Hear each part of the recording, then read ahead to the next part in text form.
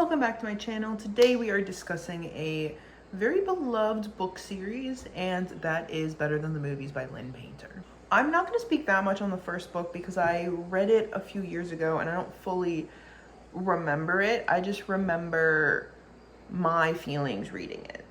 Better Than the Movies, the first book, is pretty much a rom-com YA novel, and the trope is enemies to lovers. We got our main girl Liz, and she is like the epitome of like love and romance and rom-coms. She loves everything that has to do with love. She just wants to be one of those characters in a rom-com. And then we have her next door neighbor Wes, who is her arch nemesis. She hates him. He's like the class clown, goof off, troublemaker, and she wants nothing to do with it. And of course, in true rom-com fashion, it is enemies to lovers, and I will say, when the two lovers happens, I was vibing with it. It bumped up my rating. I loved the ending, but the beginning took me so long to read. I literally couldn't get into this book, and it had so much hype a few years ago, and I was like, am I the problem? Like, everybody loved this book. Why am I not loving this book? But I truly could not get into this book, and it was making me so frustrated. It took me about 3 months to even get like a third of the way into the book. And that is why this book, I would say, is my biggest disappointment. Well, actually, I think that title might go to Aristotle and Dante Dive into the Waters of the World, but that was solely because the first book was so good and that sequel was so unneeded. But that's a video for another day. But I truly was like flabbergasted because I saw all these videos and I saw this book constantly. And then when I was reading it, I couldn't get into it. Like, it did not interest me. And like, it might be because I'm not the biggest enemies to lovers fan, but at the same time, I felt like I couldn't connect to Liz on a personal level. I just kind of found her a bit ridiculous. And that's not to say she wasn't a good character, because I really loved her character in the second book. But in the first book, she just bothered me so much, and her point of view, I just didn't want to be there. Wes, on the other hand, I really liked. He was a great book boyfriend. Like, I loved him. He knew exactly how to like get under her skin and tease her, and like the enemies were enemying, and I really liked Wes. But something about Liz just bothered me so much, and I could not get into this book. The premise of this book is pretty much Liz is desperate for love. She really wants to find her soulmate. She really wants to have a boyfriend, you know?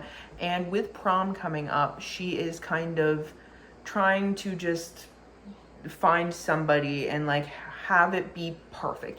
Her whole thing is she wants everything perfect. She wants that movie level magic of a romance. She wants like instant connection, like I see you for the first time, we catch eyes and we're in love. Like, that is what she wants.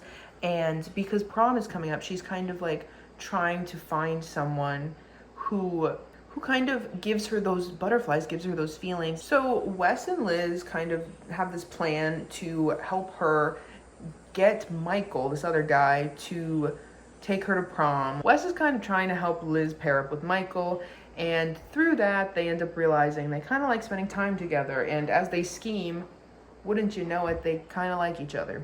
And like I said, I did like the end of this book, but like the first 2/3 of the book, it took me forever to read because I wasn't interested. Even when they were like together and scheming, like I don't know what it was, but I wasn't into it. And I do have a theory that I'll get into when I start talking about the second book, because I had a similar problem with the first third of the second book, which I guess we can get into now. Mini spoiler, I guess, but they get together in the end of Better Than the Movies.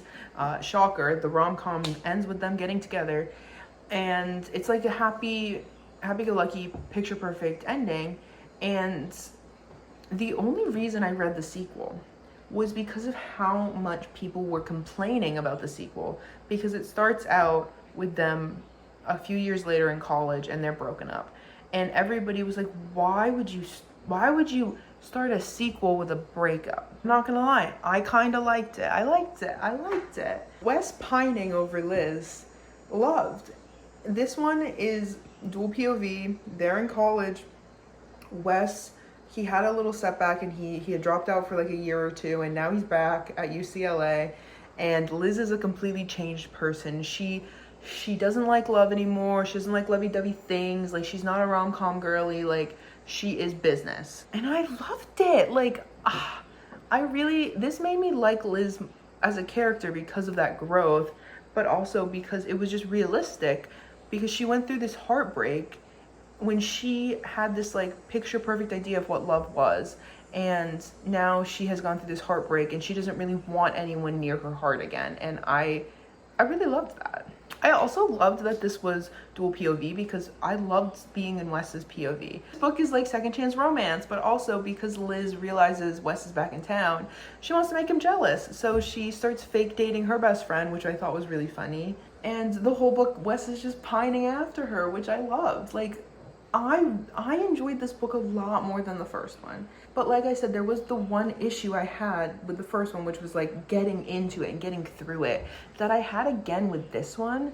And with this one, I think I like cracked it. I think I figured out like what my issue is, and I think it's the writing, because I love the characters and I really liked the plot that was going on, but there were some chapters that were really hard for me to get through, and I think it's because of the writing. And so I took a picture when I was actually reading it on, when did I read this? July 3rd I was reading, and I took a picture of this like paragraph because I think that it was just it was a paragraph that I had read like 3 times over, because as I went on in the paragraph, I kept like losing attention and my mind went somewhere else, and it was really frustrating me because I was like, oh my god, it's like 4 sentences, like why I can't just focus. And I think it's because I was getting bored by the repetitiveness. I'm gonna read it and then we'll get into what my issue was. But we have, his gaze not only saw through me, but it wrapped itself around me like a pair of strong arms. His gaze was more than familiar. His gaze was home. His gaze was backyard bonfires and late night phone calls and cross-country trips that led to hotel rooms with soft sheets and cool, heavy comforters. And that sounds nice. It's poetic, very poetic. But this is my issue, is I feel like some of the writing was not for me. What I mean by that is like, I feel like Lynn Painter's writing style is the reason I couldn't get into the books, because I think she crafts characters really well and she has stories that are compelling, but her writing style and the way she writes was not something that I could get into very easily. And it was because of these like long drawn out things. I realized this when I was reading the second book, and I feel like a lot of things, she starts with like one, like in this case she's starting with his gaze, and she goes on for like a really long time to make like this poetic thing about it.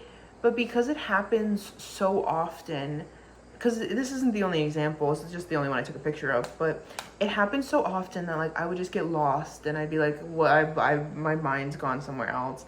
And I'm not saying that that's bad. I just think like for personal preference, it's not for me. No hate to her, because a lot of people really love these books, and I do too. I can see why they're compelling books, but I think that my issue was that I personally couldn't get into them because of the writing style. But again, that's a personal thing. I would never tell people not to read these books. I think they were really good. I actually just recommended Better Than the Movies to one of my friends that I think will really like it. I know a lot of people are gonna be like, but I loved it, you're wrong. And it's not that I'm wrong, it's that everybody has a different experience reading, and everyone has different opinions and takes, and that's what makes a book community beautiful, is everyone has their own opinions, and you could feel so differently than somebody else reading the same book because of who you are and your morals and your life experience and everything going on in your life. And I think that's beautiful. Please do not send hate in the comments because you loved this book, because I do like it, and I did like the book series, and I see how people love this series. I just personally couldn't resonate with Liz in the first book, and the writing style was really hard for me to get into for both books. I will say overall, I liked the reading experience for Nothing Like the Movies a lot better than the movies, and I think that's because I just really liked the second chance romance, and I loved Wes's point of view, and I feel like we got more character development from both Wes and Liz in this book than we did ever in the first book. But again, at the end of the day, these are my opinions. And if you've read this book and you love it, let me know down below. If you loved it, if you read this book and hated it, let me know down below. We can have a little discussion about it. Thank you for watching, and I'll see you next time.